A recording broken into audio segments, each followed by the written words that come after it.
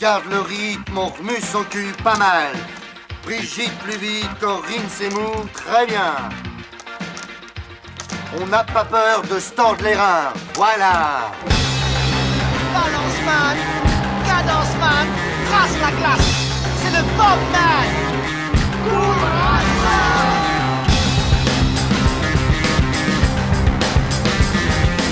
Et allez, bouge-toi le cul. Allez, va chercher, grouille-toi. Là! Mais ne courez pas comme des cons!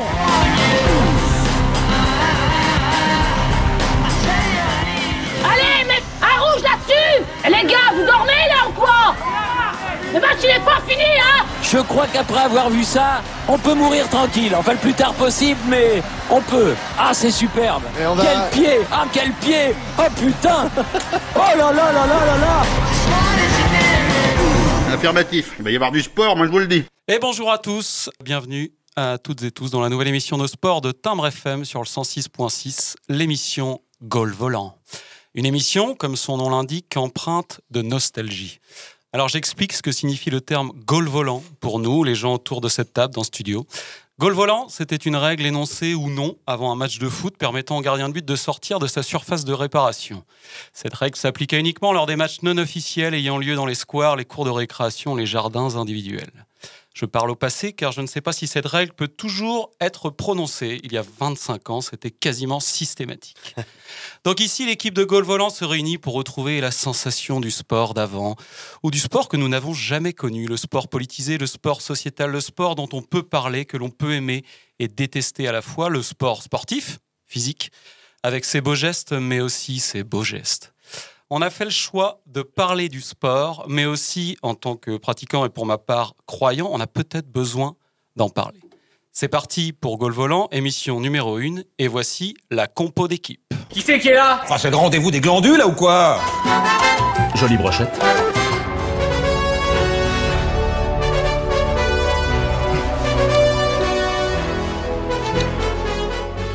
Aujourd'hui, le coach, moi-même, j'aligne une équipe solide, agressive et intelligente. Ils vont se présenter à vous, sportivement.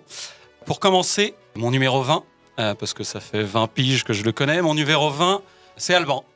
Bonjour Alban. Bonjour à tous, bonjour Jérôme. Bonjour, alors j'avais quelques petites questions à te poser pour que tu te présentes. D'abord, est-ce que tu peux nous parler des 3 sports que tu pratiques, du plus pratiqué au moins pratiqué? Alors on va dire qu'actuellement j'en pratique pas énormément, mais je fais beaucoup de rando en montagne, enfin beaucoup l'été quoi, et un peu de footing, et aussi de la piscine de temps en temps. Mon sport passé, mon sport de jeunesse reste le football. Quand même, ouais. Donc les sports que tu regardes, est-ce que ce sont les mêmes ? Pas tout à fait. Alors il y a le foot quand même, l'universel sport, et aussi le Tour de France. Donc là on est plutôt du côté du vélo. Et puis à mes heures perdues, un peu de NBA sur YouTube. Ok, une sportive en ce moment qui te... Alors en ce moment, j'avais envie de parler de la tennis woman Ashley Barty. Qui ça ? Voilà, Ashley Barty, australienne. Et j'avais envie de parler d'elle parce qu'elle a gagné, tout simplement, l'Open d'Australie et que tout le monde, apparemment, s'en fout un peu. En tout cas, c'est l'impression que j'ai. Et je voulais rebondir là-dessus sur un petit peu l'invisibilisation du tennis féminin par rapport au tennis masculin. Donc, c'est mon petit quart d'heure féministe. Je voulais pointer le doigt là-dessus. Merci Alban. Ensuite, mon numéro 14. Numéro 14, car pour toute réclamation suite à ce qu'il pourra dire pendant l'émission, vous pourrez vous rendre directement au 14 à l'un. Et mon numéro 14, c'est Julien. Julien, ton palmarès, s'il te plaît. Julien Zirondoli. Bonjour tout le monde. Palmarès, ceinture marron de judo avec kata validé. J'ai participé au régional en Rhône-Alpes, moins de 73 kilos en 1999. Putain. Oh la vache. 99, ouais, le siècle dernier, quoi. Ensuite, animateur et encadrant de sorties snowboard à la fac de Lyon. Hiver 2003, 2004, 2005, pétard et binouze. Milieu central de l'équipe de football gaélique des Léonettes d'Isal de Brest. Ensuite, 4 ans de ligne B du RER, la Saint-Denis. Ouais, c'était chaud. Vas-y, envoie Cazet, Loïc. Je me rappelle encore cette époque, RERB bondé, je sortais de mon bloc, marchais avec dans les oreilles du peura ou du rock, dans ces longs couloirs, gare du Nord où tu suffoques. Voilà. Ok, ouais. Gros palmarès. Est-ce qu'il y a un sportif en ce moment qui t'a marqué? Ou une sportive? Le sport et moi, ça fait plutôt 3. Moi, je voulais en profiter pour parler de Willy Wonka. C'est l'avant-centre libéraux de Charlie et la chocolaterie. Supporter les enfants toute la journée, ça c'est du sport. Moi je le sais, je suis un stit. On est bien dans la thématique de l'émission. Ouais, donc. Et puis c'est aussi un sacré coach. Et il a une équipe de bras cassés, là les Oompa Loompa, n'importe quoi cette équipe. Et sinon, oui, évidemment, Émeric Lompré, quoi. Oui. L'inventeur et champion de Savoie de foot raclette. Magique. Merci Julien, je vois que tu es parfaitement dans le thème de l'émission. Mon numéro 8, alors je sais pas pourquoi le numéro 8, c'est comme ça, c'est mon gars Jérémy. Salut Jérémy. Salut Jérôme. Alors, 3 sports que tu pratiques pour te présenter éventuellement? Non, parce que j'en pratique pas du tout 3. D'accord. J'en pratique un principalement, qui est le handball. Ok. Voilà, et puis le deuxième, plutôt l'été, mais que j'aime particulièrement, qui est la pétanque. Voilà. D'accord, ok. Ouais, on l'oublie un peu trop souvent. Oui. Très grand sport. Est-ce qu'il y a des sports que tu regardes? Ouais, un peu comme Alban, Tour de France, cyclisme, évidemment, oui. Génial. Voilà, un peu de roue libre sur fond de patrimoine français. Moi, j'aime beaucoup. Et puis sinon, parce que je trouve ça hyper fun, le curling quand même. Enfin, je veux dire, je trouve ça hyper intéressant, cette histoire de manier le balai avec une dextérité, c'est génial. Mais je pense qu'on est tous un peu comme toi autour de cette table. Grosse passion. Ouais. Et puis, mon petit plaisir coupable qui est le ball trap. Je sais pas si vous connaissez ce super sport. Poule qui n'a vraiment aucun intérêt à être regardé puisqu'on voit pas le truc qui part. Donc, c'est des espèces de galettes d'argile que les mecs balancent. Donc, on les voit exploser quand ils... Sur lesquels ils doivent tirer, c'est ça, avec une arme? Ouais, c'est ça, des armes de chasse en fait. Et donc, tu as le réalisateur qui essaie de zoomer sur le petit frisbee là, mais en fait, tu vois absolument rien. Et je trouve ça passionnant, personnellement. On fera sûrement une spéciale ball trap. Un sportif ou une sportive qui en ce moment te marque, t'émeut ou te révolte? Ouais, Cléopâtre Darleux. Gardienne de l'équipe de France de handball, une femme merveilleuse, une joueuse merveilleuse vraiment, qui joue à Brest, voilà, et qui au passage a fait un petit commentaire sur la une de l'équipe quand les filles ont été championnes olympiques de hand, puisque l'équipe titrait l'arrivée de Lionel Messi au PSG, voilà, accessoirement la France de handball était championne olympique, donc un bon taquet à l'équipe qui faisait assez plaisir à entendre. Voilà, donc Cléopâtre Darleux. Et puis quand même, j'en parle parce que je peux pas m'empêcher de faire un petit coucou à Jenny Longo parce que je l'aime beaucoup. Ah bah oui, elle nous manque. Mon numéro 2, parce qu'il voulait être numéro 10 et que non, c'est pas comme ça que ça se passe. Comme 2 émissions ensemble après la bande FM, également sur Timbre FM 106.6. Voilà, on s'attaque au sport avec Gaulle Volant. Salut Flo. Salut Jérôme. Alors, est-ce qu'il y a 3 sports dont tu peux... Voilà, moi, je suis un enfant du basket. Donc voilà. Donc j'en ai fait beaucoup, j'en fais toujours beaucoup. Un peu, beaucoup. Voilà, c'est vraiment le sport de jeunesse. D'accord. Après, je fais pas mal de footing, course à pied, rando. Ouais. J'aime beaucoup aussi. Et un qu'on a vraiment oublié, mais ça va un peu avec pétanque, mais plus local. Le palais. Le palais. Évidemment. Eh oui. Et c'est un sport, attention. Ouais. Pas de débat là-dessus ou sur une prochaine émission. Mais c'est un sport, malgré les bières, malgré... Voilà. D'accord, donc j'imagine que si on te demande ce que tu regardes comme sport... le palais. Le palais, voilà, évidemment. T'en vois très peu, je te cache pas. Non, tes 3 sports que tu regardes fréquemment? Le foot, évidemment, c'est le plus exposé. Puis voilà, j'en parlerai tout à l'heure. Ouais. Je suis supporter un petit peu. Il y a le rugby. Moi, j'adore regarder le rugby. Je considère que c'est le meilleur sport à regarder. C'est le plus passionnant, c'est pour moi, perso. Et puis, évidemment, comme vous, il est revenu pas mal de fois, le cyclisme, le Tour de France, c'est vraiment un truc c'est une madeleine. Il faut forcément que je regarde 2-3 étapes dans l'année. Ouais. Sinon, t'es pas bien. Quoi. Ouais, c'est pas bien. Si je rate la montagne, faut que j'en mate un petit peu quand même. Il y a un suspense. Ok, ton sportif... Il va falloir vraiment que je m'y mette, moi, au Tour de France, en fait. Alors. C'est hyper bien, c'est super. Ok. Ouais. Ton sportif ou ta sportive du moment? Je sais pas, j'ai eu envie de dire Antoine Dupont. Parce que je trouve que... Il vient d'être élu meilleur joueur du monde et c'est un rugbyman, Julien. D'accord, voilà. Merci beaucoup. Ouais, et justement, en train de chercher sur mon téléphone. Je trouve qu'il brasse bien les valeurs du rugby, c'est-à-dire c'est l'anti-footeux, quoi. Genre le mec, quand il reçoit son truc de meilleur joueur du monde, il est là, tout limite gêné, en mode c'est l'équipe, mais vraiment c'est sincère, quoi. Ouais, c'est pas moi, c'est l'équipe. Hyper simple, hyper sympa, et c'est vraiment un génie du ballon ovale. Ouais, c'est pas la même ambiance que le ballon d'or, quoi. Non, moins costumé, hein, concrètement. D'accord. Ouais. Ok. Et coach, pardon. Ouais. J'ai failli t'appeler Jérôme. Coach, pardon. Ouais, mais je vais parler de moi un petit peu. Donc moi, les 3 sports, tennis, football et badminton, c'est les 3 sports que je pratique chaque semaine, à peu près. Voilà. Ouais, et tu en regardes peut-être? Eh ben moi, pareil, c'est le cyclisme, c'est le sport number 1 que je regarde. Je trouve que c'est des tragédies. Je trouve ça exceptionnel. Ouais, vraiment, c'est un truc. J'ai toujours un petit regard sur le tennis. Oui, de côté, comme ça. Parce que je pratique. Et je me suis rendu compte que je regardais essentiellement par Internet, les réseaux sociaux, et je regarde beaucoup d'échanges de paddle. Alors, il y a le paddle où on nage, on nage en pagaie, on est debout sur une planche. Mais là, c'est le paddle tennis, ça se joue dans une cage en 2 contre 2 avec un filet et des murs.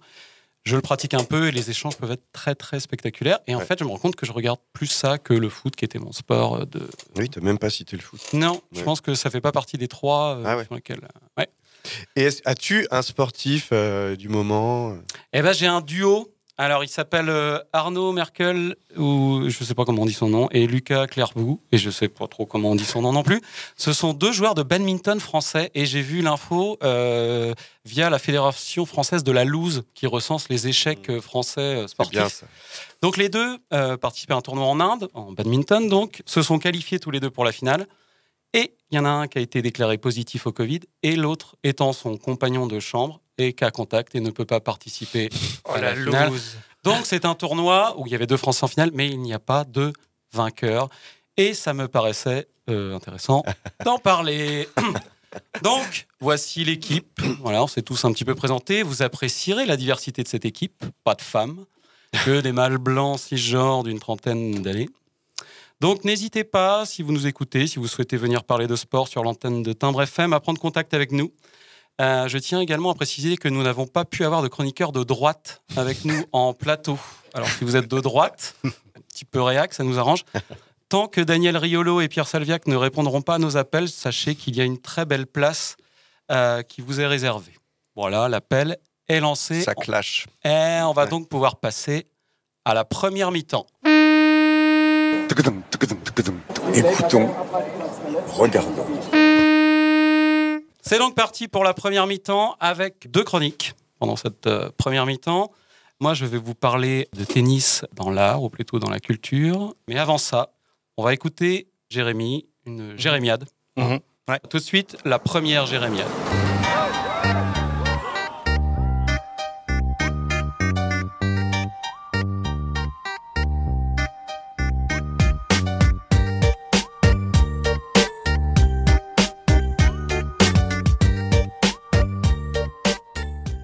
Bonjour à toutes et bonjour à tous. Alors avant toute chose, je vais commencer quand même par vous dire que c'est la toute première fois que je fais ce qu'on appelle dans le jargon de la radio une chronique. Et c'est sans surprise, mais quand même un peu, que je vais commencer par rappeler au passage que ce mot « chronique » rime aujourd'hui plus qu'hier, et probablement bien moins que demain, avec le mot « panique ». C'est rien de le dire.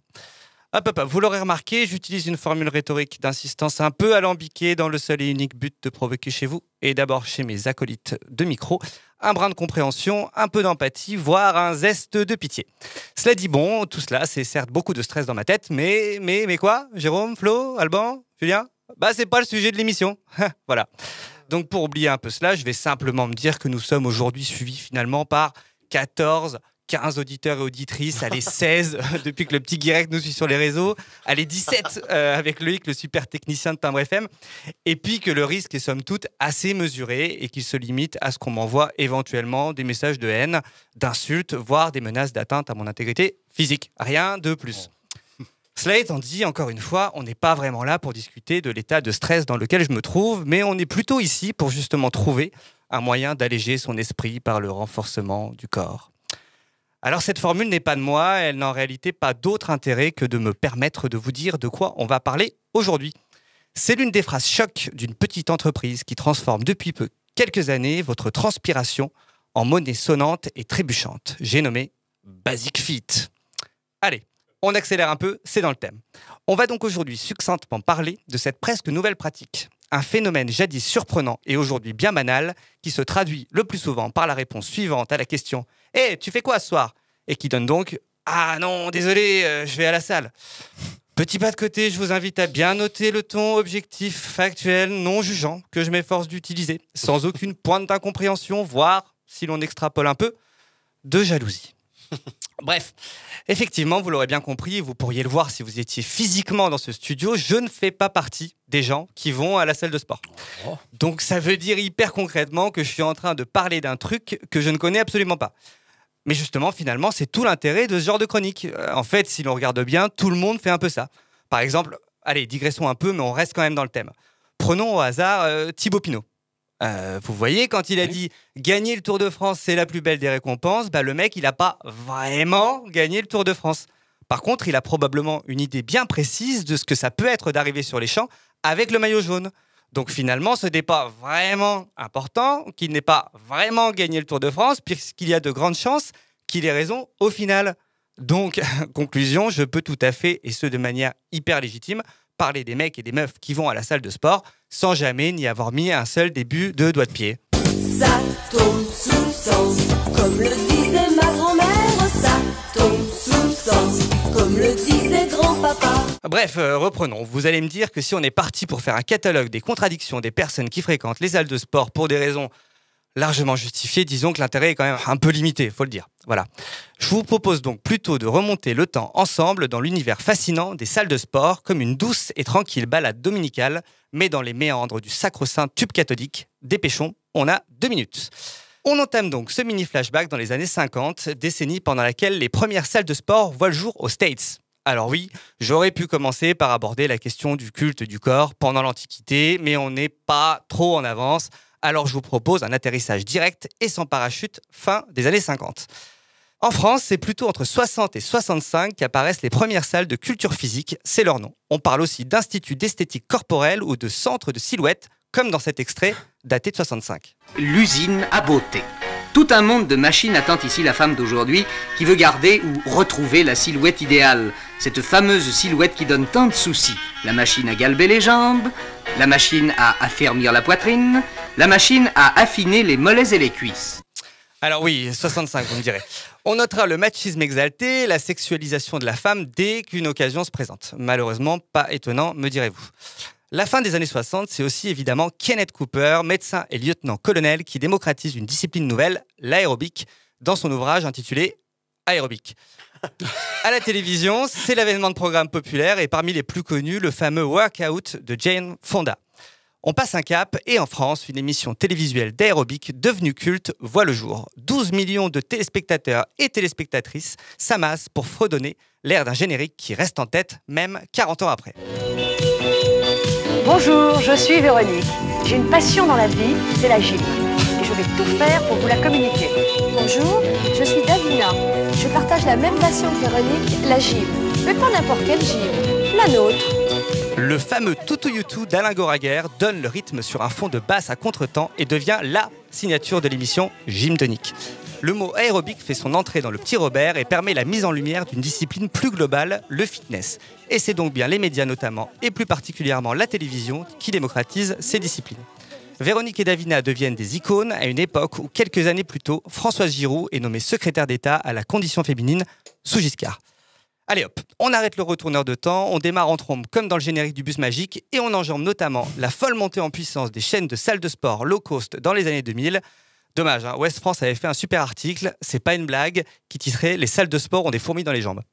Bref, passons et faisons un dernier petit arrêt minute, presque l'année dernière. Avril 2020, le début de la fin de cette chronique aussi. Il fait beau, il fait chaud, sauf que comme tout le monde, je suis sur mon canapé, alors j'allume France 3 et je tombe sur « Rester en forme ». La formule, une pro du fitness, Lucy Woodward, et l'ancien boxeur Amadou Ndiaye balancent le slogan du printemps confiné. Du renforcement musculaire, du cardio, du challenge, et basta. C'est à la fois léger, efficace et plutôt pas malvenu vu l'ambiance globale à ce moment-là. Et en prime, on a le droit à Lolo Jaja, alias Laurent Jalabert, qui fait tranquillement 6 minutes de gainage non-stop avant son jus d'orange du matin, tout cela en nous expliquant qu'il est indispensable de conserver la pulpe pour un apport optimal. Bref, tout cela ne vous rappelle rien ? Eh bien si, évidemment. Comment ne pas se souvenir de Bernard Tapie, le corps luisant, le cheveu noir léger chez Véronique et Davina ? Bah oui, voilà. Comme disait une autrice a priori célèbre selon le très sérieux site internet citation.com, aussi longtemps que l'on sait recommencer, rien est totalement perdu. Voilà, vous l'aurez compris, on s'est un peu égaré et j'aurais pourtant adoré vous parler de l'aérobic dans les clips vidéo à un moment, les années 90, où MTV est une quasi-religion pour un presque bon quart de la population.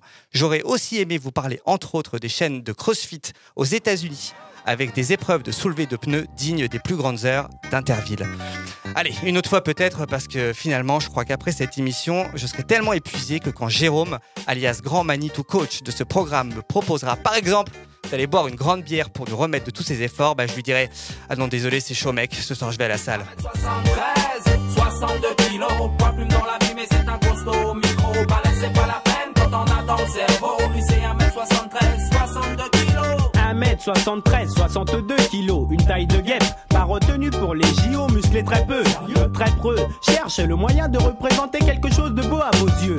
Une seule idée en tête, laissez pousser mon corps, que mon tatouage Popeye et le bras qui le porte soient en accord pour que les filles dans la rue me dévorent encore. Une dernière série, un dernier effort, j'ai beau me muscler, non, j'ai beau m'afficher, le résultat reste le même, pas moyen de m'exhiber en caleçon. À ce point-là, c'est à base de crise de fou rire pour la journée à la maison. On fait ce qu'on peut avec ce qu'on a. En l'occurrence, pas grand chose à manger pour les nanas. Bien sûr, j'en rajoute, j'exagère les faits. Mais pourquoi ? Histoire de bien garantir les faits. 1m73, 62 kilos, poids plume dans la vie, mais c'est un costaud. Micro, balai, c'est pas la peine quand on a dans le cerveau. Lui, c'est 1m73, 62 kilos. 1m73, 62 kilos, poids plume dans la vie, mais c'est un costaud. Micro, balai, c'est pas la peine quand on a dans le cerveau. Lui, c'est 1m73, 62 kilos. Maman, s'il te plaît, je ne fais pas exprès. Les sacs sont trop lourds, un ou deux trucs en moins m'aideraient. C'est par ce genre de choses que je me tape la honte. Mes petits cousins se moquent de moi, il faut que je les affronte comme à bout de souffle. Le physique ne suit pas, je n'en veux pas. Mon papa, apparemment, c'est héréditaire. Mais comme dit mon père, important de toucher terre. Fort dans ma tête, loin d'être un athlète, aussi épais que toi, enfant à 12 ans en fait. On pourrait croire que je me plains, il n'en est rien. Je gère avec humour un cas qui pourrait être le tien. Fort dans ma tête, loin d'être un athlète. On pourrait croire que je le vis mal, mais je fais avec. Bien sûr, j'en rajoute, j'exagère les faits. Mais pourquoi ? Histoire de bien garantir les faits. 1m73, 62 kilos, poids plume dans la vie, mais c'est un costaud. Micro, balai, c'est pas la peine quand on a dans le cerveau. Lui, c'est 1m73, 62 kilos. 1m73, 62 kilos, poids plume dans la vie, mais c'est un costaud. Micro, balai, c'est pas la peine quand on a dans le cerveau. Lui, c'est 1m73, 62 kilos. Pas au bout de mes peines, j'ai quand même l'apparence humaine. Rien de bien grave, n'est qu'un petit blend d'ADN. Plus besoin de coiffeur, plus besoin de shampoing, plus besoin de peigne, il ne me reste plus rien. Bref, j'ai tout essayé, les cachets, les pommades, les piqûres, même les pousses de bambou. Un système capillaire fou, comme si ça ne suffisait pas, j'accumule les dégâts. Pas le poids réglementaire, des dimensions sans commentaire. Une apparence involontaire, mais je reste fier. Il faut de tout pour faire un monde. J'aurais pu être une belle blonde, avec mon mètre 73 et mes 62 kilos. Croyez-le ou pas, je me sens tellement bien dans ma peau. Malgré tout ça, même si je ne suis pas négro, SCO2TIE, pas moi homme au micro. 1m73, 62 kilos, poids plume dans la vie, mais c'est un costaud. Micro, balai, c'est pas la peine quand on a dans le cerveau. Lui, c'est 1m73, 62 kilos. 1m73, 62 kilos, poids plume dans la vie, mais c'est un costaud. Micro, balai, c'est pas la peine quand on a dans le cerveau. Lui, c'est 1m73, 62 kilos.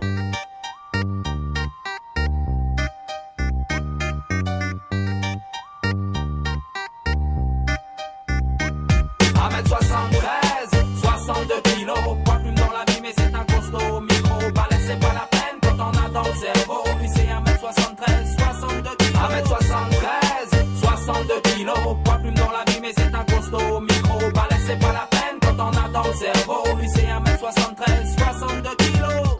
C'était Scotty avec 1m73, 62 kilos. Voilà, c'est à peu près comme nous, quoi. Voilà. Comme toi, à peu près. Ouais, je fais même pas 1m73. Voilà, on va passer à la suite. Alors, je me fais coach pendant un tout petit instant de manière très, très momentanée, puisque c'est à Jérôme de nous faire une petite chronique sur le sujet qu'il a choisi juste après ce petit interlude. Un très très court interlude qui fait très plaisir à Loïc, notre technicien passionné. Corne de brume. Bien moi, puisque c'est mon tour, vous doutez bien, je vais parler d'art. Hein, évidemment, comme vous le savez tous, j'adore l'art. L'art, c'est ma passion. J'imagine très bien ce qu'on se dit quand on me connaît un peu, qu'on me voit arriver. Tiens, voilà GG, il va encore nous parler d'art. Bien alors, on est dans une émission de sport. Donc, je vais vous parler du tennis, le sport que je pratique en compétition dans l'art. Alors, j'ai tiré au sort parmi tous les arts qui existent parce que je ne pouvais pas tout faire d'un coup. Donc, c'est tombé sur cinéma, musique et bande dessinée. Coup de bol. La prochaine fois, je pense que j'évoquerai la place occupée par le badminton dans l'architecture, la sculpture et la poésie. On verra. Bien, alors pourquoi évoquer ce thème ? Eh bien, parce que comme beaucoup de passionnés de sport, quand je vois des films sur des sports que je pratique, eh ben, je suis vénère. Hein ? À chaque fois, ils n'ont rien compris, c'est pas comme ça qu'on fait. Dégueulasse, ça ressemble pas du tout à ça. Dans le cinéma, je commencerai par citer la scène finale de Blow Up d'Antonioni. Alors, je dois bien avouer que j'ai pas vu le film, mais j'ai juste vu la scène de fin. Donc, dans son film de 66, Antonioni conclut par une bande de mimes qui sont en train de jouer à ce qu'on appellerait aujourd'hui du air tennis. Et même en mime, je suis gêné. Gêné parce que les deux adversaires se placent au milieu du terrain, ils arrêtent leur geste juste après l'impact supposé entre la raquette et la balle. Et non, quand on joue au tennis, on accompagne la balle avec sa raquette. N'importe quoi. Je prends cet exemple. Hein. Rien qu'en mime, je suis vénère, mais les exemples, il y en a des tas. Jonathan Rhys-Meyer est censé enseigner le tennis dans Match Point de Woody Allen, avec une prise en coup droit qui est tout à fait dégueulasse. Alors, une prise, c'est la manière dont on tient le manche de la raquette. Alors, même moi, qui, dans le milieu du tennis, les copains, ils sont là en train de dire « Ah, t'as vu, il a une prise fermée, prise ouverte. » Je comprends pas grand-chose, mais là, c'est dégueulasse. Bridesmaids de Paul Feig, une partie de tennis endiablée, du rythme, on croit que ça joue bien, puis on se rend compte que pour taper fort dans la balle, elles font des slices de coups droits. Des coupés. Moi, je ne vais pas pouvoir tout expliquer non plus. Hein. Mais alors, à quoi bon filmer le tennis si on ne sait pas faire ? Moi, j'ai plusieurs théories là-dessus.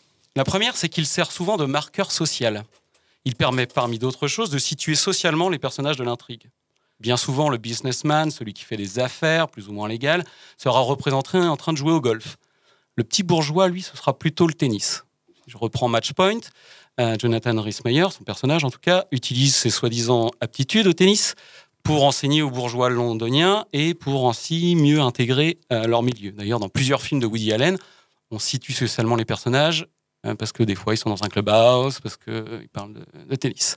Dans les deux films d'Yves Robert, Un éléphant ça trompe énormément et nous irons tous au paradis, les 4 principaux protagonistes se confient ou règlent régulièrement leur compte sur un cours de tennis. Ils sont, par ailleurs, médecins, vendeurs de voitures, employés au ministère. Dans Friends, la série mythique, plusieurs fois les sports de raquettes sont évoqués. Une seule fois, ça apparaît à l'écran, c'est quand Chandler et Monica jouent face au patron de Chandler et sa femme. Donc il fait de la lèche à son patron pour s'intégrer à la caste du dessus. Et je regarde, oui, toujours Friends aujourd'hui, et je vous emmerde. Moi, je suis content, c'est le premier truc que je connais depuis tout à l'heure. J'ai pas vu tous les films dont je parle. Dans Intolérable cruauté des frères Cohen, il y a une scène où on voit George Clooney qui renvoyait des balles, envoyées par une machine, il est à la volée, et puis en fait, il téléphone en même temps. Parce qu'il s'ennuie dans la vie. Donc c'est une manière efficace de faire comprendre rapidement que le riche avocat qu'il incarne se fait bien chier. Il s'amuse pas, il fait ce qu'il est censé faire. Dans la BD, c'est le même constat. Alors, peu de BD, de tennis dans la BD. Un tome de la célébrissime série Black Sad le met en scène, sur juste quelques cases, avec un politique puissant qui s'apprête à s'entraîner. Dans Commando colonial de Bruno et Apollo, 2 protagonistes qui se dragouillent légèrement mènent une courte partie de tennis endiablée chez un riche entrepreneur établi à Madagascar. On nous communique très habilement qu'il y a du pognon dans la maison grâce à la présence du cours de tennis. Alors, il a aussi régulièrement une autre fonction, selon moi, le tennis au cinéma notamment, c'est de mettre en scène une partie de tennis délurée. Pourquoi ?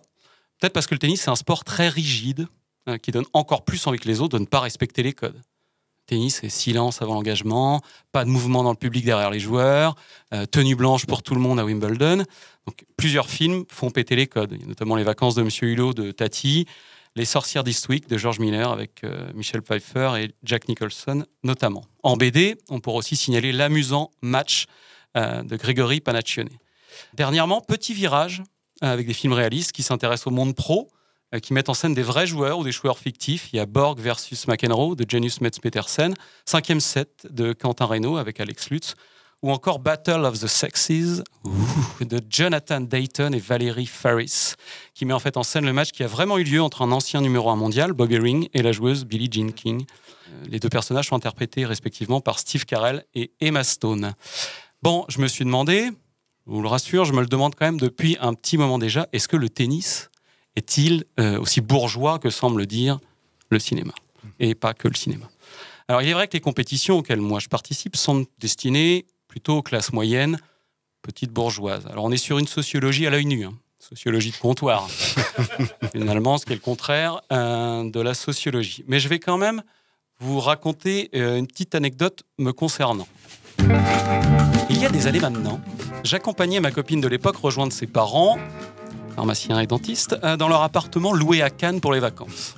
Le moi de l'époque, hirsute et dépeigné, n'était pas vraiment destiné à rentrer dans cette résidence. D'ailleurs, plusieurs personnes s'inquiétèrent et mes beaux-parents durent rassurer. Il est avec nous, il est gentil. Mais après une partie de tennis endiablée sur le cours de la résidence, sur lequel donnait une grande partie des appartements, les regards changèrent. Les gens se mirent à parler de l'élégance de mon coup droit. Alors, je vous rassure, mon coup droit dans le tennis de compétition n'est jamais vanté pour son élégance. Mais dans le milieu petit bourgeois, il était apprécié pour son esthétique. Voilà, petite anecdote juste pour montrer comment le tennis semble faire partie de ma petite expérience des codes de la bourgeoisie. Bon, cette anecdote a pris un peu trop de temps, je me suis peut-être un peu trop livré une fois de plus. Je vais très vite évoquer le tennis dans la musique. Alors, il y a du très très lourd. Karen Cheryl, Philippe Laville, Alain Chamfort, ils ont tous fait une chanson sur le tennis. Alors, il y a eu une sorte de hype autour des chansons sur le tennis fin 70, début 80 en France. Et notamment, il y avait ça.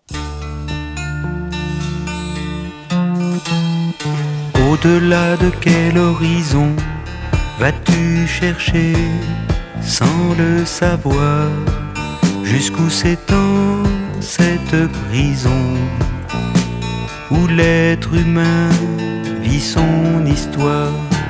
Toi ton combat c'est le tennis. Eh ouais. Voilà, une autre époque, incontestablement. Je sais pas ce que vous en avez pensé. Vous aimez ? C'est Pierre Barou avec une chanson qui s'appelle Le tennis. Le tennis, très bien. On va écouter un autre petit bijou que j'ai trouvé en fouillant sur Internet. Alors vous allez devoir essayer de deviner de qui il s'agit.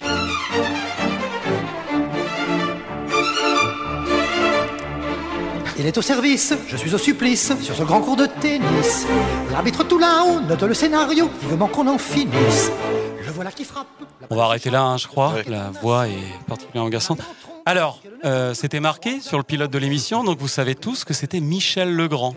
Michel Legrand, dont l'élégance a été vantée sur France Inter, notamment, si vous écoutez beaucoup France Inter, au moment de son décès. Et j'ai pas entendu cet extrait-là passer. Bizarre. Michel Legrand, les parapluies de Cherbourg, les demoiselles de Rochefort, et aussi ce formidable morceau, la partie de tennis. Bon, je vous épargne. Pour conclure, on va pas écouter un de ces bijoux de la chanson française. On va plutôt écouter un extrait de la BO du film La famille Tenenbaum de Wes Anderson, dans lequel Luke Wilson joue un ancien champion de tennis. Il porte constamment un bandeau autour du front pour montrer qu'il a été champion de tennis et qu'il est toujours un petit peu traumatisé par cette expérience. Donc tout de suite, on écoute Nico avec These Days.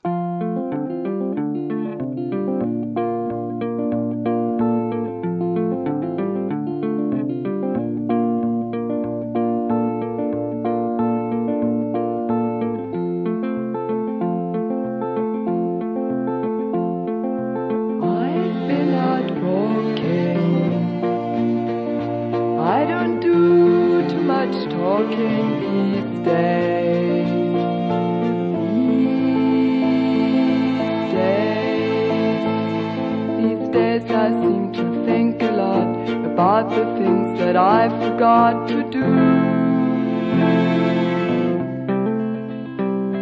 and all the times I had the chance to.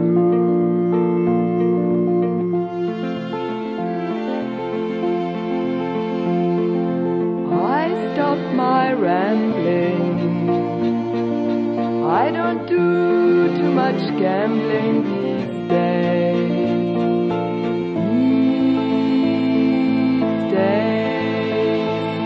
These days I seem to think about how all the changes came about my way. And I wonder if I'd see another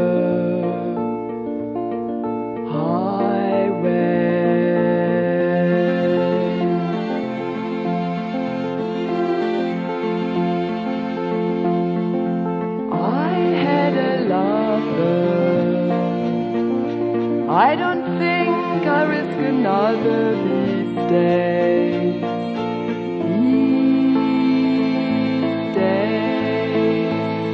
And if I seem to be afraid to live the life that I have made in sorrow, it's just that I've been losing so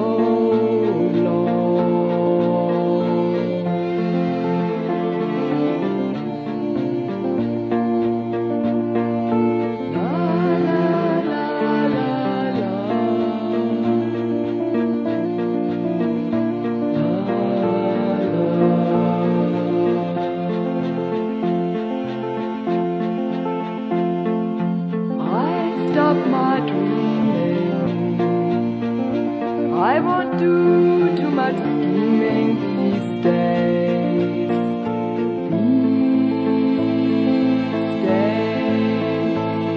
These days I sit on cornerstones and count the time and quarter turns to 10. Please don't confront me with my failures. I had not forgotten them.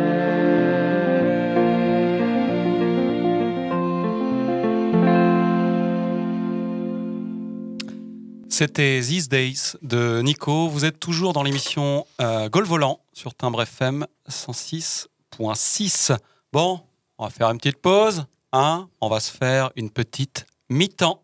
Ah, c'est génial ce jingle, je l'aime trop. Ouais, c'est la mi-temps. On souffle, on respire. C'était une belle première mi-temps. Franchement, c'était très bien. Bravo. Chapeau, les gars. Intense. Intense, vraiment. Ouais. Grosse intensité. Là, c'est le temps de souffler, de s'étirer un petit peu. Buvez, les gars. Buvez. De l'eau. Et pendant que vous buvez, Flo va jargonner un petit peu. Oui, je jargonne un petit peu. Et donc, tu vas nous expliquer le jargon qui accompagne le basketball. Ouais. Eh ben, on va faire le jargon, on va le faire un peu comme un petit quiz. Ah. Ouais, mais gentil, y a pas de, je compte pas les points, rien du tout. Pas d'enjeu ? Pas d'enjeu, aucun enjeu. Ok. Donc, le basket, c'est américain, comme vous le savez. Et donc, on va commencer par le jargon plutôt américain. Donc, tu vas nous... Vraiment d'origine. Tu vas nous proposer des mots qui sont utilisés dans le basket. Exactement. Et nous, il va falloir qu'on trouve ce que ça veut dire. Ce que ça signifie. Voilà. Ok. On commence pas trop difficile, enfin, peut-être, j'en sais rien, un crossover. Ah, c'est pas un SUV ? C'est sûr, c'est sûr. En plus, je l'ai vu, je me suis dit, va me dire ça. Ah, c'est pas sur le basket.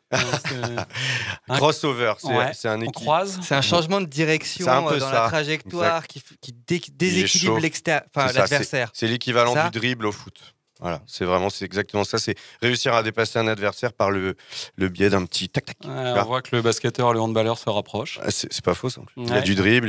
J'imagine. Ouais. Il y a une autre expression qui est rigolote, c'est from downtown. Alors, vous avez vu l'accent, j'ai un accent assez... C'est plus en anglais, du coup, là ? From downtown. Ah oui, d'accord. Ouais. Voilà. Qu'est-ce que ça peut vouloir dire ? C'est une action. Un truc dans le ghetto, là ? La ville du bas. Musique forte. Ça vient de la ville du bas. Non, ça veut dire un tir à 3 points. Ah oui ? From downtown, c'est centre-ville, ça veut dire genre tu chutes de vraiment loin. Ouais. Ah oui. Tu vois, plus il est loin, plus il est éloigné de la ligne, plus il disait from downtown. Ah oui, moi je disais un shoot à 3 points.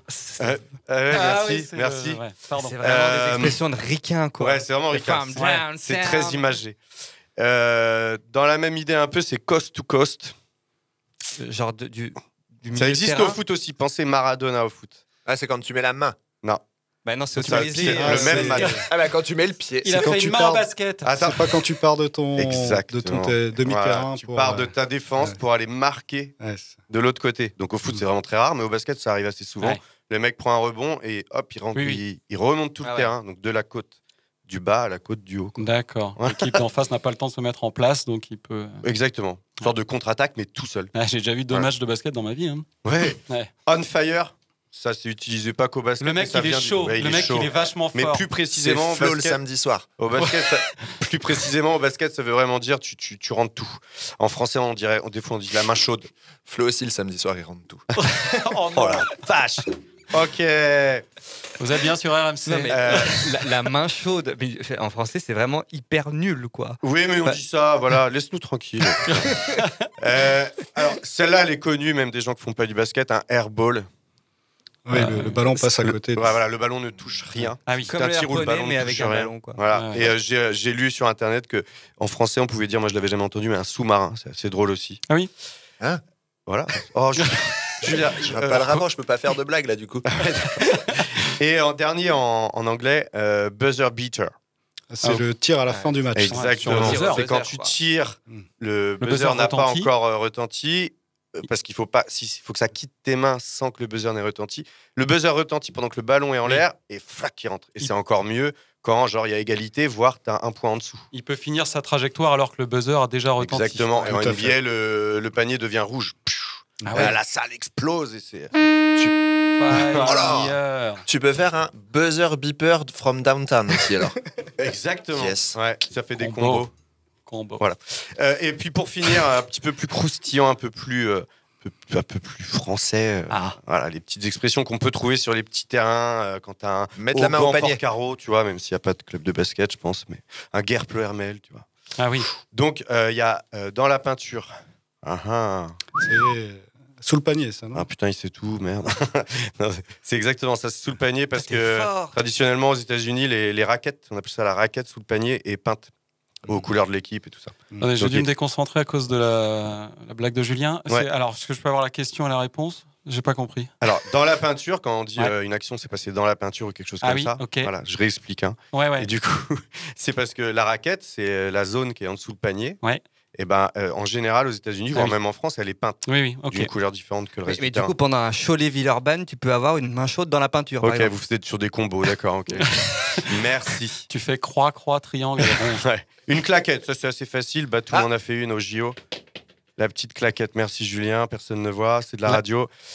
Taper sur la balle quand il l'a dans la main pour le. Ah, ça peut être plus ou moins ça, mais la petite claquette, c'est vraiment le tout petit truc qui vient pousser la balle contre le panneau au moment où le mec vient la mettre pour la mettre dans le panier. Ah, pour l'enlever, c'est un geste de Exactement. défense. Batou en a fait une très belle contre la Lituanie ou quelque chose comme ça, au JO, demi-finale.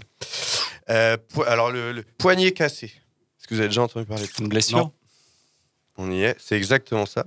Ouais, c'est le shoot, la position de la main quand tu shootes, notamment à 3 points. Quand on shoot, on apprend ça aux gamins et tout ça. Tac, on laisse son. On voit pas, Flo, c'est la radio. Du coup, envoyer un saucisson, ça c'est très bien. Une mauvaise passe. On m'a dit, moi je l'avais jamais entendu, mais que c'était un mauvais shoot principalement. Ah oui. Vraiment un shoot qui part dans. T'envoies un tous les saucisson, sens. sous-marin. Voilà, tu peux envoyer je le fais avant que quelqu'un le fasse, un saucisson airball. C'est possible aussi pour le coup. Et sous-marin, oui. Ouais. Une brique, c'est imagé. Ah, c'est un journal. La brique, à Lille. Un fromage de chèvre. Ok, les gars.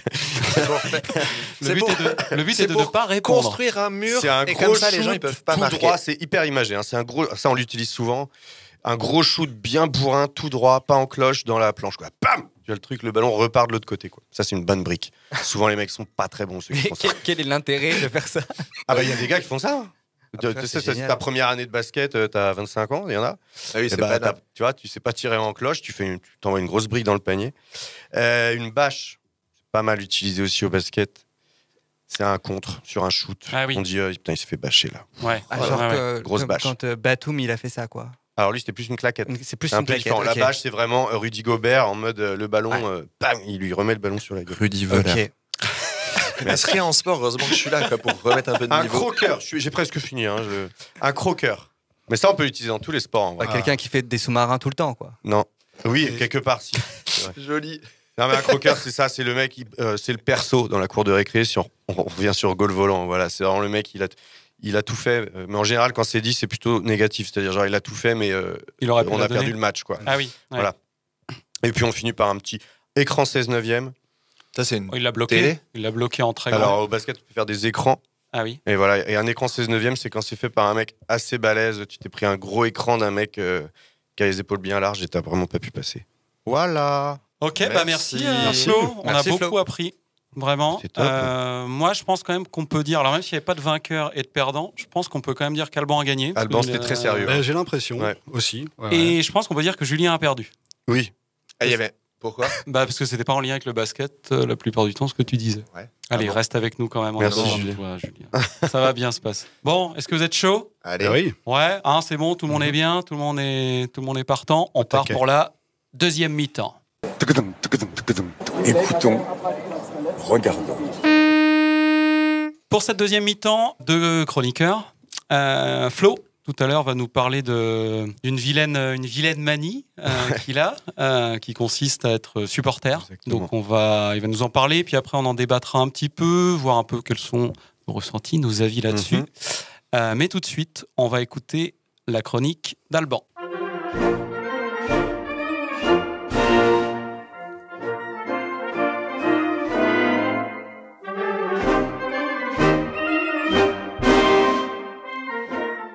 Tout d'abord, plantons le décor. Sao Paulo, Brésil, 1981.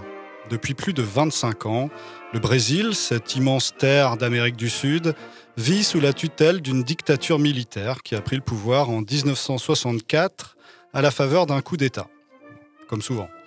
Alors autant dire que le Brésil est au cœur d'un véritable calvaire politique. Enfin, sauf pour les fans de dictature. Mais je crois pas qu'il y en ait beaucoup autour de cette table, du moins pas que je sache. Alors Sartre, pas Romain, défenseur de l'Olympique Lyonnais, mais Jean-Paul... Pas confondre les deux. Oui, Jean-Paul, donc le philosophe, a dit un jour « Jamais nous n'avons été aussi libres que sous l'occupation allemande ». Eh bien, c'est à peu près ce qui s'est passé avec l'histoire, ou plutôt devrais-je dire le mythe, de la démocratie corinthienne. Alors ça sonne comme un dialogue de Platon, mais c'est pas un bouquin, c'est l'histoire réelle d'une aventure inouïe qui n'a eu aucun équivalent dans l'histoire du football et même du sport en général, à ce que je sache. Cette aventure, c'est celle de Socrates et ses potes du club des Corinthians de Sao Paulo qui, au début des années 80, ont tenté et réussi le pari d'autogérer un club de football en s'inspirant du modèle antique de la démocratie directe. Alors rentrons un peu plus avant dans les faits, car je sais que j'ai affaire à des gens exigeants ici. Je vais commencer par les acteurs du drame. Alors, l'histoire humaine, c'est avant tout le théâtre de personnages exceptionnels qui ont su renverser le cours des événements. Alors c'est pas moi qui le dis, c'est ce brave Hegel, philosophe allemand et donc incompréhensible. Mais il est clair sur ce point, l'histoire c'est l'affaire des grands hommes. Or, en 1981, à Sao Paulo, il y en a quelques-uns de cette trempe. La démocratie corinthienne, donc du nom Corinthians, c'est d'abord l'histoire d'un certain Pires. Alors pas Robert, qui à cette époque devait faire des ravages au sein de la section poussin du FC Metz. Non, pas Robert, mais Valdemar Pires, président du club des Corinthians de Sao Paulo depuis novembre 1981.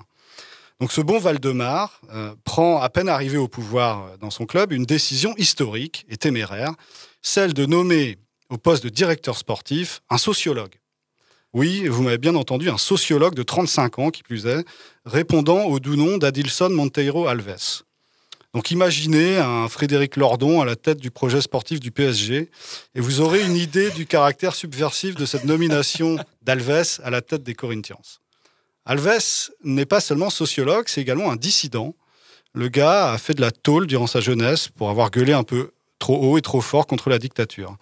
Son idée de génie est d'utiliser le football, ce miroir grandeur nature de la société brésilienne, comme lieu d'expérimentation politique, et plus précisément comme le lieu du déploiement d'un contre-modèle politique. En opposition au régime autoritaire donc, qui est en place, à la dictature, Alves, le sociologue, décide de remplacer le modèle de gestion verticale du club en un modèle horizontal, complètement démocratique, où toute décision concernant la vie économique ou sportive du club est débattue et votée par l'ensemble des membres de la structure professionnelle. Alors non seulement bien sûr les dirigeants, les joueurs, mais jusqu'aux agents d'entretien, aux kinés, bref, c'est tout le club qui prend les décisions. Donc on a un peu ici le contrat social de Rousseau en grandeur nature. Bon, après, la mayonnaise aurait très bien pu ne pas prendre. Je vais être mauvaise langue, mais je ne sais pas si avec un Neymar ou un Coutinho, les choses auraient pris la même tournure. Alors, c'est un peu méchant. Hein.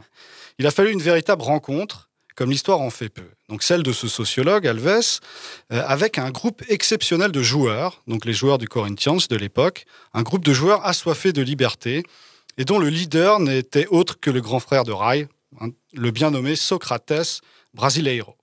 Alors deux mots sur ce Socrates, grand frère de Rai. On peut dire que le gars a la tête et les jambes, comme dirait Jean-Michel Larquet. Déjà, il doit son surnom à un père fan de philo et du régime soviétique, ce qui pose son homme. Et puis, Socrates, il est aussi brillant avec le ballon qu'avec les idées. Dans les deux cas, c'est un meneur de jeu. Avec Alves, le directeur sportif, c'est le coup de foudre. Les deux amis seront les piliers de la démocratie corinthienne, en compagnie d'autres personnes comme Zemaria, l'entraîneur-joueur, et deux footballeurs gauchistes, mais pas gauchers, Vladimir et Casagrande. Alors après cette présentation des acteurs, le scénario, le drame. Pendant 4 belles années, de 1981 à 1985, l'équipe des Corinthians de Sao Paulo va vivre une expérience d'autogestion unique en son genre.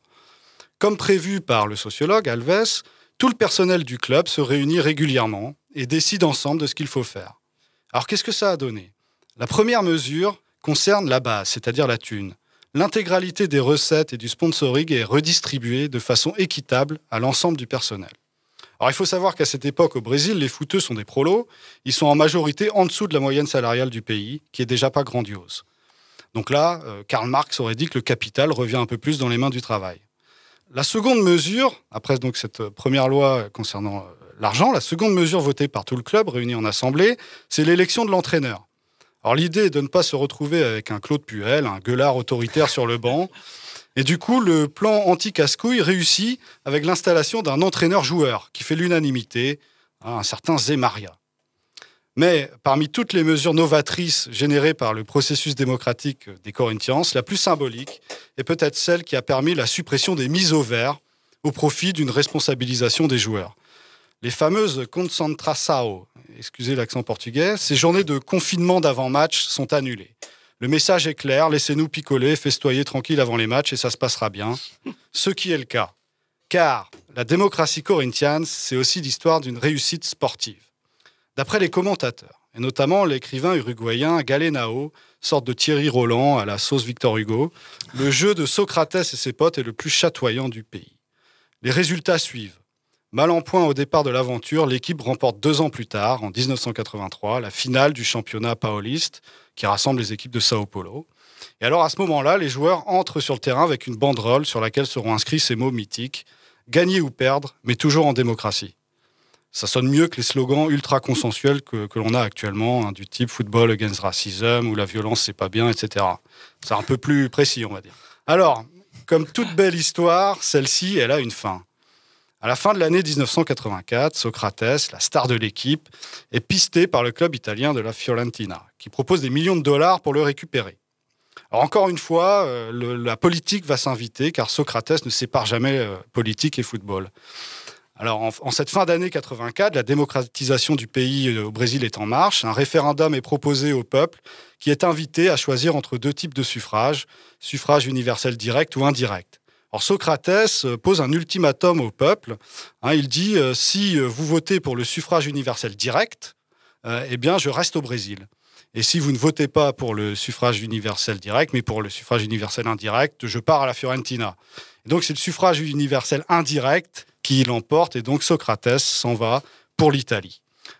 Alors sans sa tête de gondole, sans son meneur d'hommes, l'expérience démocratique tourne court, et en 1985, les architectes du projet, donc le président Pires, ceux dont j'ai parlé au début, et son acolyte Alves, sont fichus dehors au profit de dirigeants au profil plus classique, qui remettent le club dans les clous d'une gestion verticale à la papa, en mode start-up, quoi.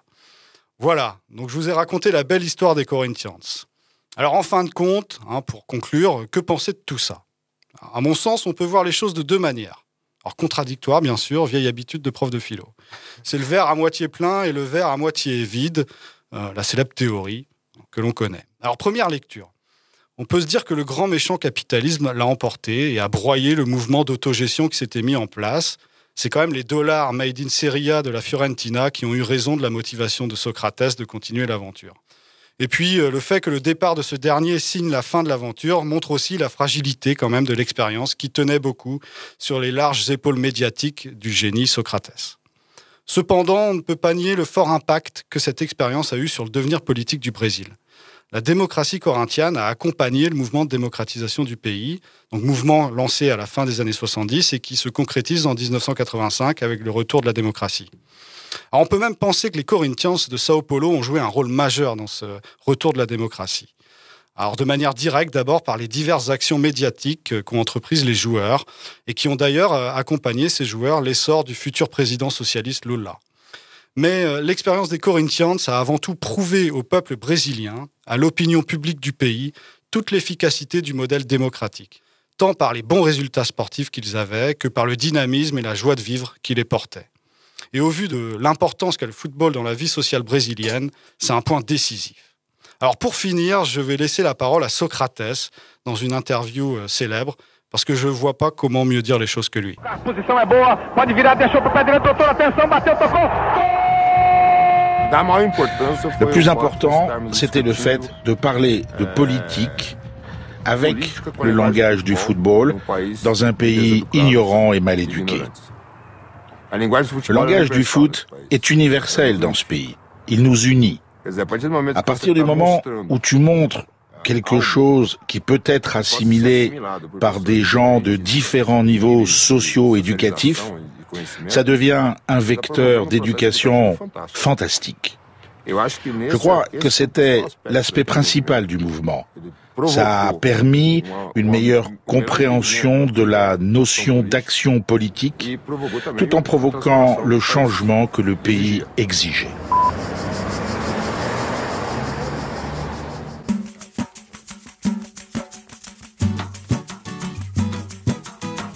Hoje nesse desafio, o perdedor vai correr. Entre Corinthians e São Paulo eu quero ver o pau comer. E hoje nesse desafio, olha, o perdedor vai correr. E entre Corinthians e São Paulo eu quero ver o pau comer. Sou um filho São Paulino, o São Paulo é time honrado. Sua fama é muito grande, é a maior do estado. Tricolor é boca quente, não fica no puxa-puxa. Não é igual ao Corinthians, um clube de bola murcha. Sou filho corintiano, olha um time que vale 1000. Super campeão paulista, o maior desse Brasil. O Coringa é massa, o clube do nosso povo. Não é igual ao São Paulo, um time de baba-ovo. Hoje nesse desafio, o perdedor vai correr. Entre Corinthians e São Paulo eu quero ver o pau comer. Esse time do Corinthians é clube de pé rapado. Só tem gente da ralé, cheio de cabra safado. Só tem tristeza e miséria, um clube de indecente. Uma mala no estádio, esse bando de indigente. Esse tal de São Paulino é um torcedor metido que só pensa em riqueza e leva do mais comprido. São Paulo é galo velho, que não manda no terreiro. Tá vivendo só do nome, tomando no feijoeiro. Hoje nesse desafio, o perdedor vai correr. E entre Corinthians e São Paulo eu quero ver o pau comer. No Corinthians tudo é feio, parecendo um caburé. É um time fedorento, com catinga de chulé. Mosqueteiro e boiola, torcida não tá com nada. Um lote de bagunceiro só toma na feijoada. São Paulo pisa na bola, é pó de arroz sem graça. Sendo um time de chibungo, roda a bolsinha na praça. Tem um povo esquisito,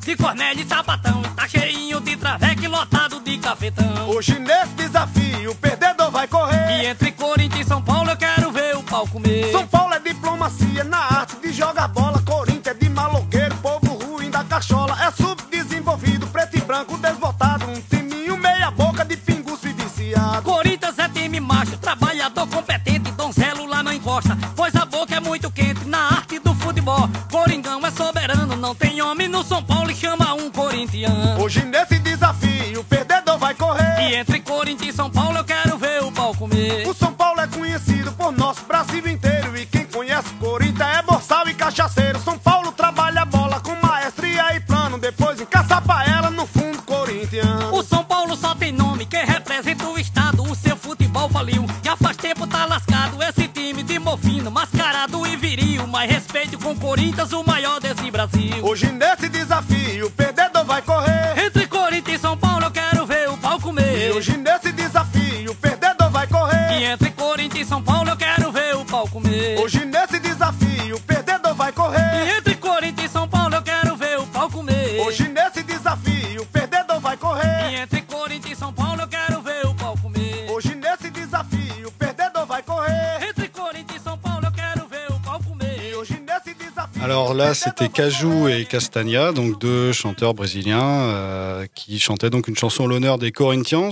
Sao Paulo et Corinthians. Bon, je vais laisser la parole au coach. Vas-y, Jérôme. Merci Alban, vraiment, c'était une histoire dont j'avais déjà entendu parler, mais pas autant en détail. Je l'ai trouvée touchante et un peu, je sais pas, réjouissante, porteuse d'espoir. C'était... Ouais, bah c'était le but, de vous placer au cœur de l'expérience. Ouais, puis Frédéric Lordon dans l'organigramme du PSG, je demande à voir, je trouve l'idée intéressante. Moi aussi. Bien, on attaque vraiment la toute fin du match. Hein, donc on reste concentré, on se relâche pas, hein, évidemment. Et puis maintenant, on va écouter Flo.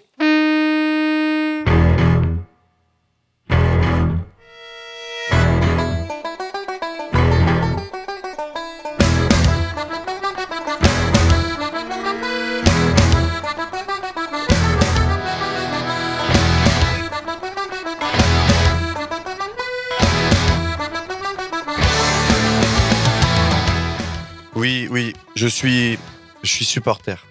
Voilà, je pratique cette activité qui peut te gâcher une journée, une soirée, un week-end, voire plus, juste parce que l'équipe que tu supportes a perdu. Comme si toi, tu avais perdu. Et même pire, car tu n'as pas vraiment eu d'influence sur le match, bah non. T'as juste gueulé devant ton écran, t'es supporter. Donc, oui, je suis un supporter solitaire, d'ailleurs. Car tout le monde autour de moi, ou presque, puisque maintenant je vous connais un petit peu quand même. Donc tout le monde autour de moi s'en fout, mais alors s'en fout royalement. Ma famille, la plupart de mes amis. Du coup, j'ai développé un supporterisme un peu honteux, un peu caché, très solitaire. D'ailleurs, une fois, j'ai vu un interview de Bruno Solo, je crois, qui disait que les gros matchs, genre finale de Coupe du Monde, il ne pouvait pas les regarder, autrement que tout seul, et je comprends tout à fait. Par exemple, j'ai regardé la finale de la Coupe de France tout seul sur mon canapé avec mes écouteurs sur mon téléphone portable, véridique. Ma meuf regardait à côté une série, tranquille, enfin presque tranquille, parce que dès que mon équipe marquait un but, et je hurlais comme un débile, et du coup, je me faisais engueuler. Voilà ma vie de supporter. Voilà, c'est un peu un résumé de mon supporterisme, un plaisir solitaire, je sais pas si c'est la bonne expression, et qui fait un peu chier les gens autour de moi. Pardon. C'est même devenu une blague entre ma mère et ma femme de savoir quand je tire la tronche si c'est du fait que le Stade Rennais a perdu ou si c'est pour autre chose. Véridique aussi. Ah oui, je n'avais pas encore précisé. Je supporte le Stade Rennais, les Rouges et Noirs. Je suis tellement supporter de cette équipe que je ne peux pas l'expliquer. Être supporter, c'est ça, je crois aussi, un manque d'objectivité totale. Je peux dire à un supporter de Nantes très sérieusement, mais comment tu fais pour supporter cette équipe ? Car vraiment, sincèrement, je ne comprends pas. Pour moi, le Stade Rennais, c'est la plus belle équipe au monde. Le pire, c'est que quand je croise quelqu'un trop à fond Stade Rennais, bah, j'ai un peu honte pour lui. Et je me dis que quand même, la casquette, le fanion au rétroviseur et l'écharpe autour du cou, ça fait quand même beaucoup. Pour moi, il faut savoir être discret. Je pratique un supporterisme souterrain, un supporterisme par écran interposé. Peu ou pas de présence au stade, pas de poster chez moi, attention, pas de drapeau collé au fond de ma cabine de camion parce que... Oui, en plus, je suis routier. Merci. Je crois même que j'en ai un peu honte au fond. Au fond, même si je vais plus loin, je voudrais ne pas être supporter, vraiment. Ne pas souffrir quand ils sont nuls, ne pas savoir que je vais souffrir quand ils sont bons et enchaîner les victoires, car je sais qu'à la fin, ils vont finir par perdre. Je vous rappelle qu'on parle du Stade Rennais quand même.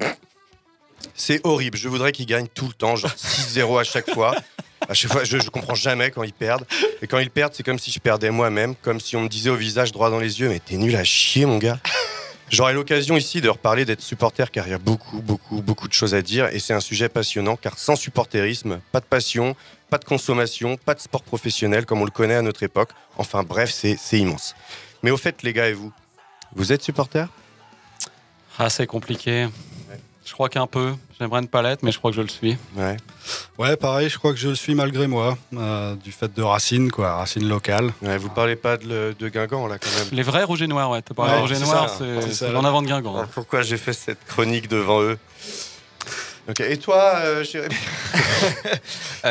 Moi, je suis un peu supporter, mais ça va. Enfin, ouais, de manière un peu plus mesurée que ce que tu viens de décrire, je crois. Pour quelle équipe, par exemple ? Et quel sport aussi ? C'est un peu nul, mais par exemple, j'en ai déjà parlé, mais l'équipe de France de handball, c'est très patriote. Hein, c'est pas, voilà, j'en ai presque un peu honte parfois, mais voilà. Ça, on peut dire, peut-être sauf Julien. Je sais pas. Enfin, Julien, tu supportes une équipe peut-être ? Bah oui. Ouais, dis-moi. Ouais, carrément. Non, dis-moi ta connerie. Vas-y. Moi, j'ai supporté le FC Metz. Plus qu'hier et moins que demain, toujours fier d'être messin. Les Grenats. C'est vrai. Les Grenats, Robert Pires, on en parlait tout à l'heure. Ouais, c'est le premier truc que j'étais là. Oh, je connais. D'accord. Ça fait 2 fois que tu dis ça. Ah ouais, et en fait, je deviens un sportif. Tu connais des choses. Voilà, mais c'était en 95. Ok. Par contre, Julien, je suis de Nancy, moi, en fait. Ah, donc ça, putain, ça fait 2 derbys sur le même On plateau. est sur une double battle, ouais. Voilà, le derby de l'Est et le derby qui de va l'Est. descendre en national, ça, bref.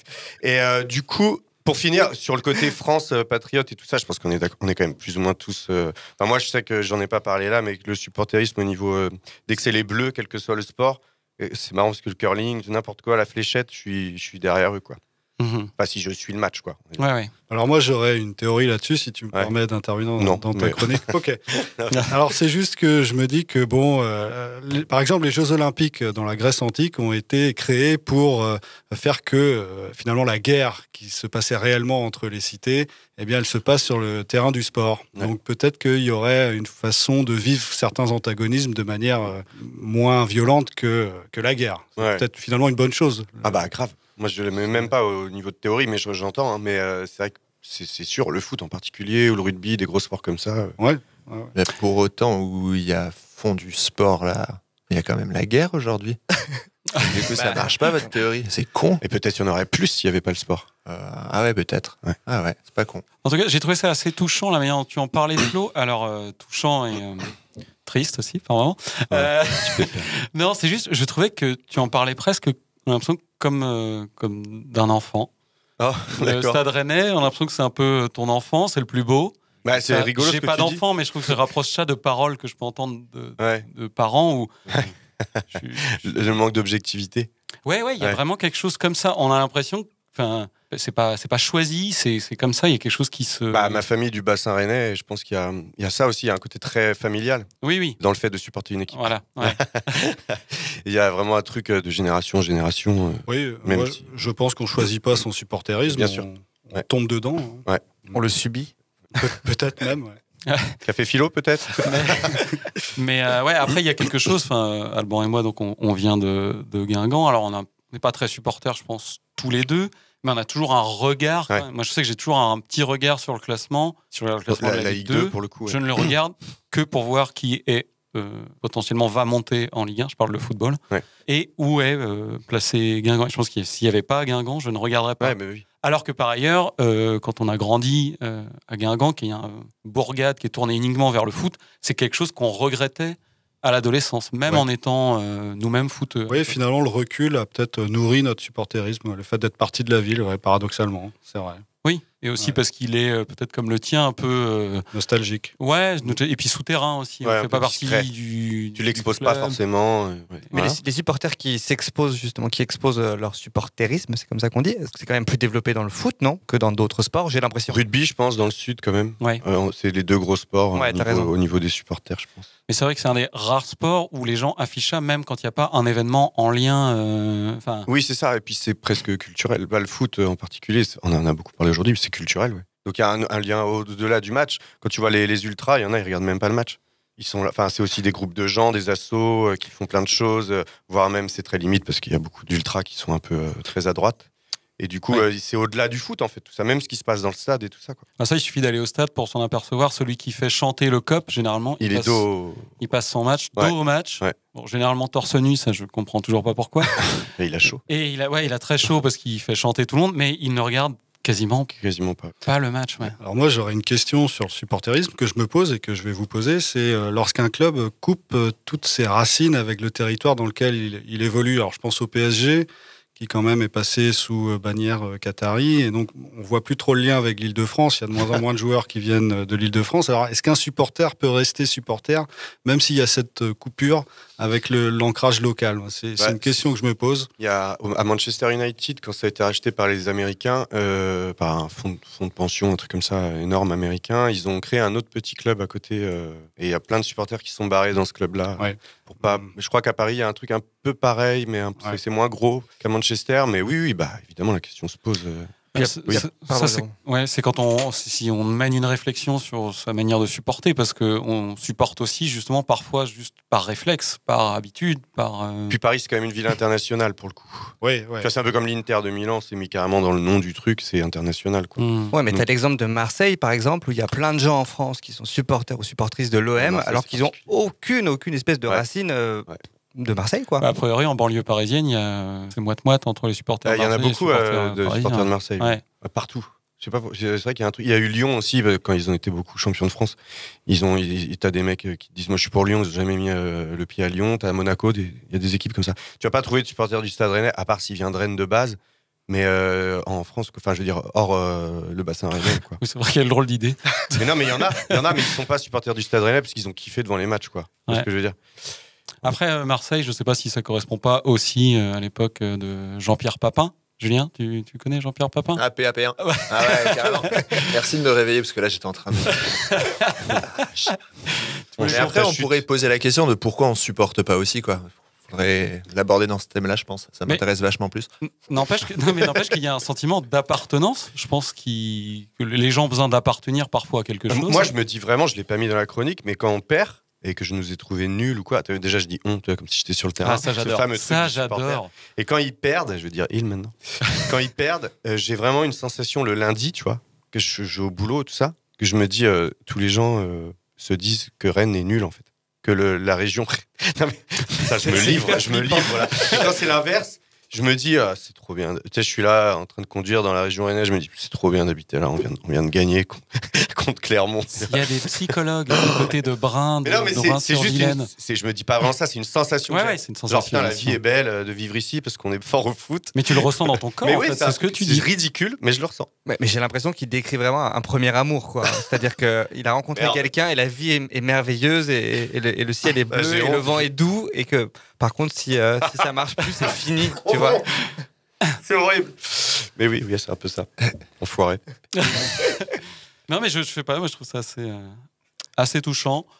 On va arrêter là. Ouais. Merci Flo, en tout cas, de t'être livré comme ça. C'était, je sais pas, ça interroge chez pas mal de fans de sport leur rapport aussi à tout ça.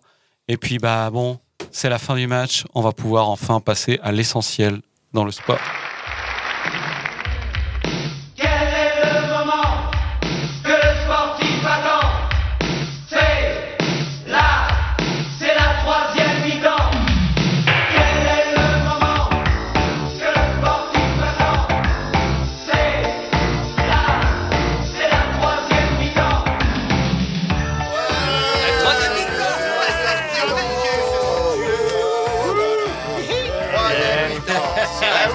Va chercher une bague de bière.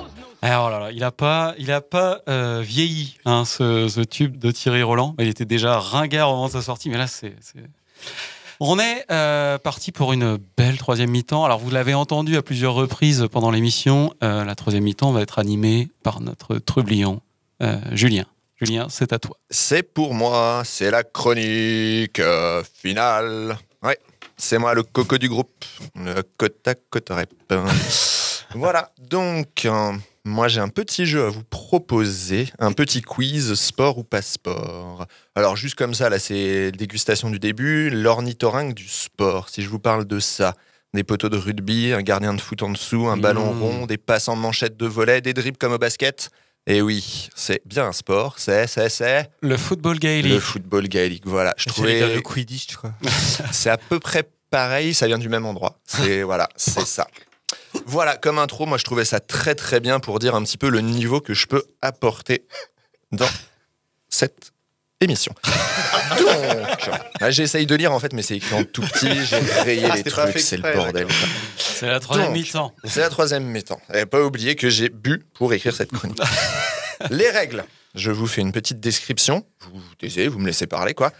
Un indice, si vous voulez, vous pouvez demander un indice après.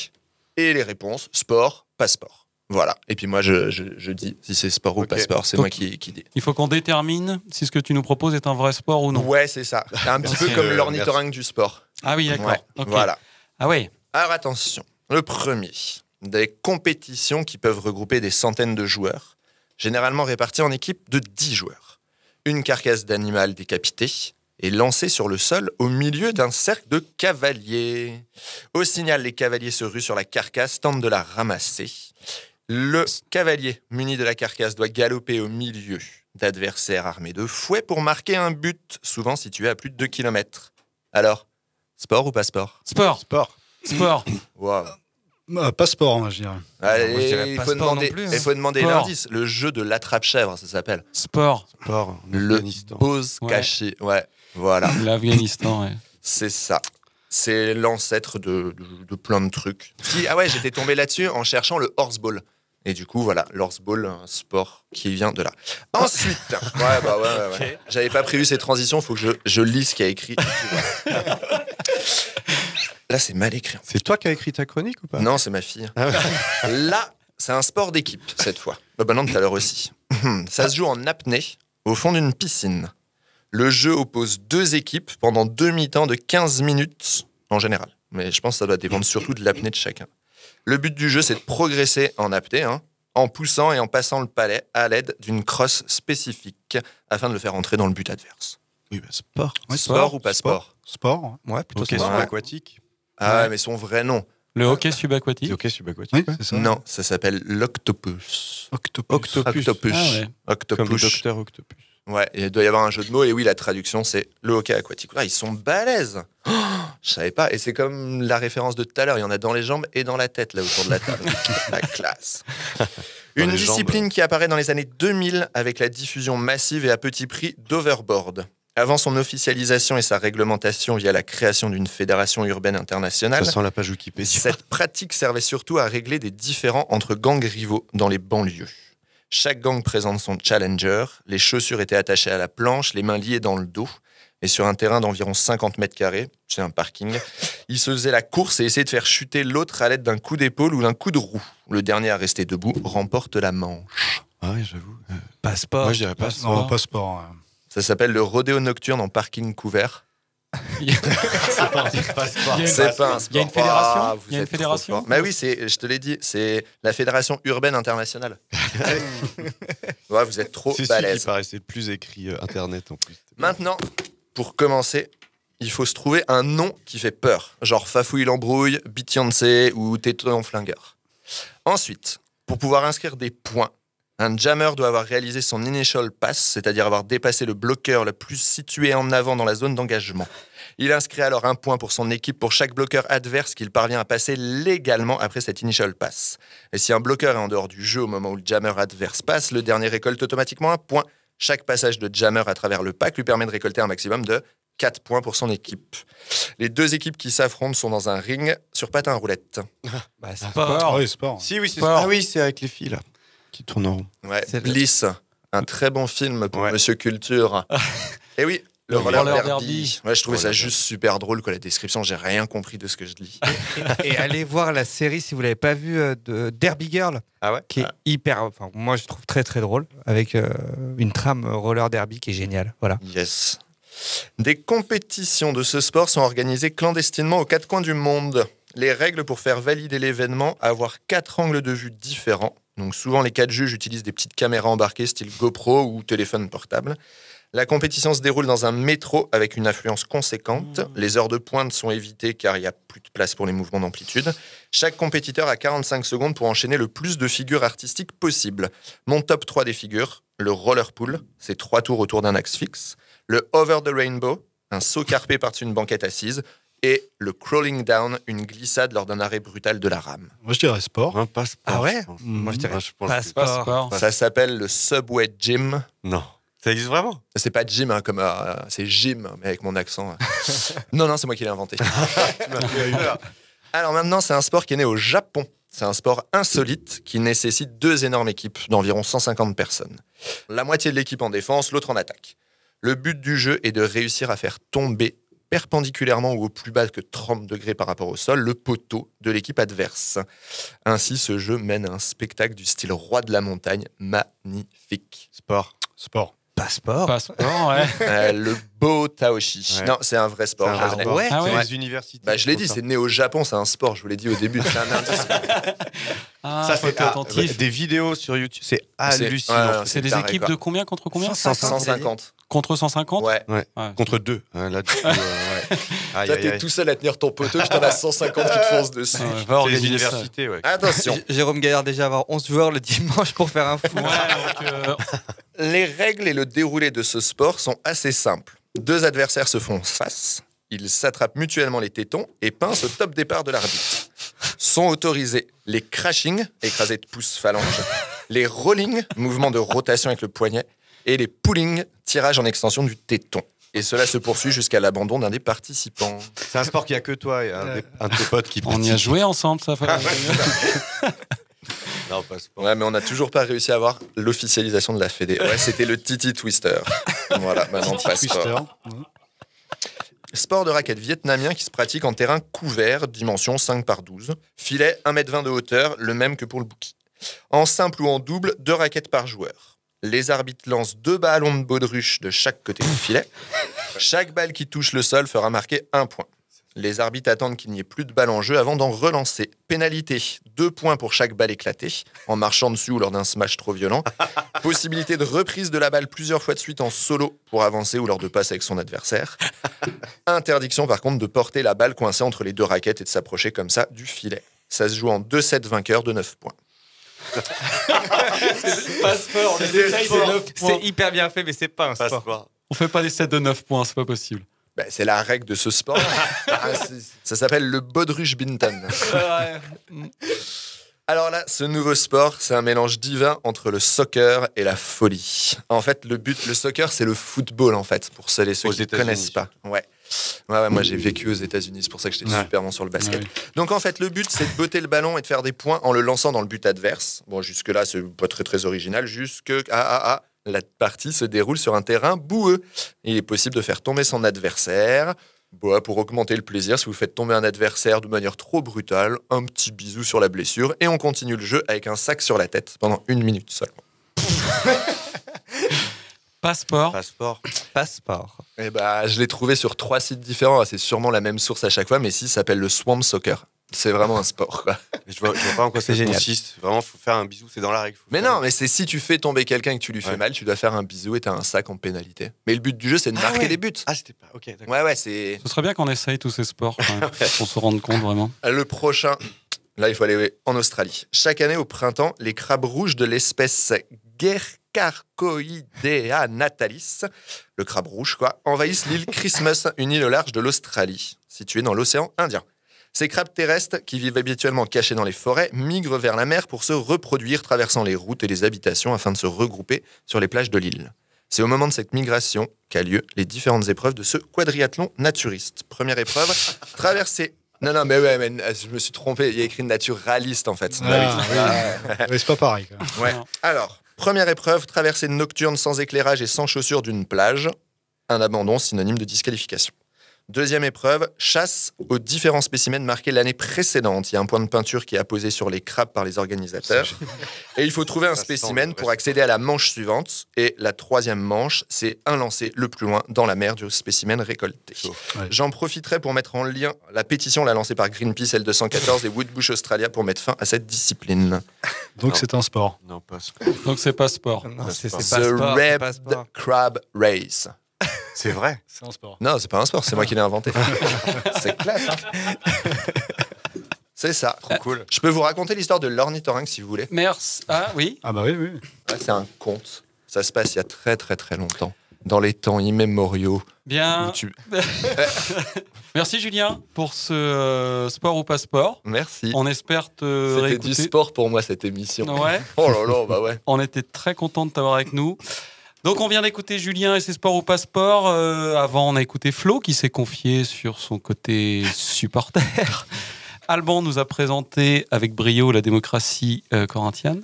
C'est ça. Je vous ai parlé tennis et culture. Et au tout début de l'émission, vous avez entendu Jérémy qui nous parlait de son rapport aux salles de sport et à l'aérobic. En général, c'était la première émission Gol Volant sur Timbre FM 106.6. Merci les gars. Merci Jérôme. Merci coach. Merci Loïc. Merci Loïc à la technique et on se retrouve pour une deuxième émission très bientôt. Merci. Bravo. Bye bye. Ouais, Salut. C'est la troisième mi-temps. Garde le rythme, on remue son cul pas mal. Brigitte plus vite, Corinne Semou, très bien. On n'a pas peur de se tordre les reins, voilà. Balance man, cadence man, trace la classe, c'est le Bob man.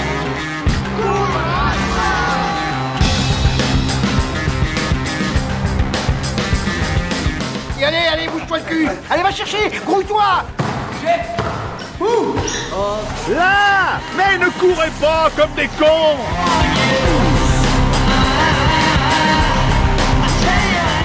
Allez, mets un rouge là-dessus. Les gars, vous dormez là ou quoi? Le match il est pas fini, hein. Je crois qu'après avoir vu ça, on peut mourir tranquille. Enfin, le plus tard possible, mais on peut. Ah, c'est superbe. Quel pied. Ah, quel pied. Oh, putain. Oh là là là là là là. Affirmatif. Il va y avoir du sport, moi je vous le dis.